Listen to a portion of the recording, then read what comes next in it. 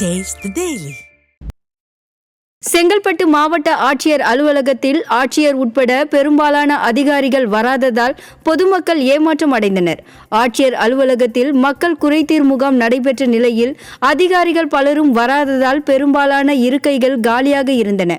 மேலும் காலி இருக்கைகளை படம் பிடித்த பத்திரிகையாளரை அதிகாரி ஒருவர் ஒருமையில் பேசி அராஜகம் செய்துள்ளார்.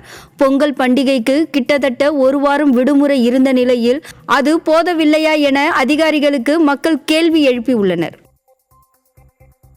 செங்கல்பட்டு மாவட்டம் கடுகப்பட்டு ஊராட்சி ஒன்றிய நடுநிலைப்பள்ளி சமூக விரோதிகளின் கூடாரமாக மாறி வரும் அவல நிலை ஏற்பட்டுள்ளது. பள்ளி வளாகத்தில் முறையான கேட் வசதி இல்லாததால் சமூக விரோதிகள் மது அருந்துவிட்டு பாட்டில்களை அங்கேயே வீசி செல்கின்றனர்.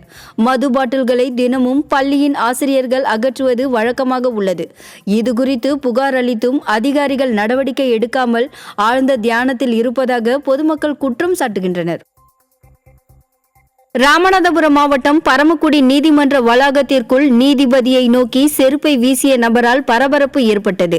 பொன்னையாபுரம் பகுதியை சேர்ந்த ரமேஷ் பாபு மனநலம் பாதிக்கப்பட்டவர் என கூறப்படுகிறது. பரமக்குடி ஒருங்கிணைந்த நீதிமன்ற வளாகத்திற்குள் சுற்றித் திரிந்த இவர் திடீரென குற்றவியல் நீதிபதி அமர்ந்திருக்கும் நாற்காலியை நோக்கி செருப்பை வீசினார். இச்சம்பவம் அப்பகுதியில் பரபரப்பை ஏற்படுத்தியுள்ளது. கடலூர் மாவட்டம் திட்டக்குடி அருகே வழக்கு நிலுவையில் உள்ள பெண்ணை வெளிநாடு தப்பி செல்ல உதவிய காவலர் மீது நடவடிக்கை எடுக்க கோரி பாதிக்கப்பட்டவர் புகார் அளித்துள்ளார். பெலாந்துறை கிராமத்தை சேர்ந்த கலையரசி பலரிடம் லட்சக்கணக்கில் மோசடி செய்ததாக கூறப்படுகிறது.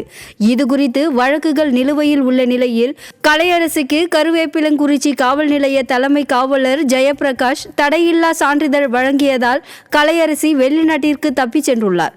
காவலர் மீது உரிய நடவடிக்கை எடுக்க வேண்டும் என பாதிக்கப்பட்ட நபர் மாவட்ட ஆட்சியர் மற்றும் காவல் கண்காணிப்பாளரிடம் புகார் மனு அளித்துள்ளார். தீய சக்தி திமுக ஆட்சியில் ஏவல் துறையினர் லஞ்சத்தில் திளைப்பதாக குற்றச்சாட்டு எழுந்துள்ளது.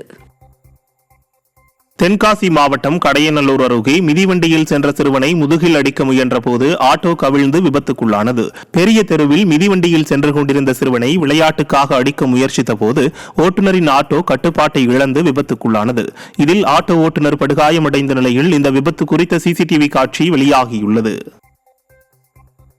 வேலூரில் போக்குவரத்து காவலர்கள் பணியில் இல்லாததால் கடும் போக்குவரத்து நெரிசலில் சிக்கி தவிப்பதாக பொதுமக்கள் குற்றம் சாட்டியுள்ளனர்.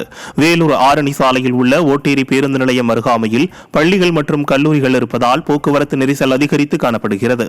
மேலும் காவலர்கள் பணியில் இல்லாததால் போக்குவரத்து நெரிசல் அதிகரித்தும் வாகனங்கள் ஒன்றோடொன்று மோதி விபத்துக்குள்ளாகியும் வருகின்றன. திறனற்ற ஸ்டாலின் அரசு இப்பகுதியில் போதிய போக்குவரத்து காவலர்களை நியமிக்க நடவடிக்கை எடுக்குமாறு கோரிக்கை எழுந்துள்ளது. வேலூர் மாவட்டம் பள்ளிகொண்டா அருகே பிறந்து சில நாட்களே ஆன பச்சிளம் ஆண் குழந்தை சடலமாக கிணற்றில் மிதந்த சம்பவம் பெரும் பரபரப்பை ஏற்படுத்தியுள்ளது. பள்ளிகொண்டா அருகே உதயத்தூர் ஊராட்சியில் உள்ள விவசாய நிலத்தில் உள்ள கிணற்றில் ஆண் குழந்தை சடலமாக மீட்கப்பட்டு பிரேத பரிசோதனைக்காக அடுக்கம்பாறை அரசு மருத்துவமனைக்கு அனுப்பி வைக்கப்பட்டது. ஐநாவே பாராட்டிய தொட்டில் குழந்தை திட்டத்தை அரசியல் காழ்ப்புணர்ச்சியால் திமுக முடக்கியதால் பச்சிளம் குழந்தைகளை கொன்று தெருவில் வீசிச் செல்லும் அவல சம்பவங்கள் அதிகரித்து வருவதாக மக்கள் வேதனை தெரிவிக்கின்றனர்.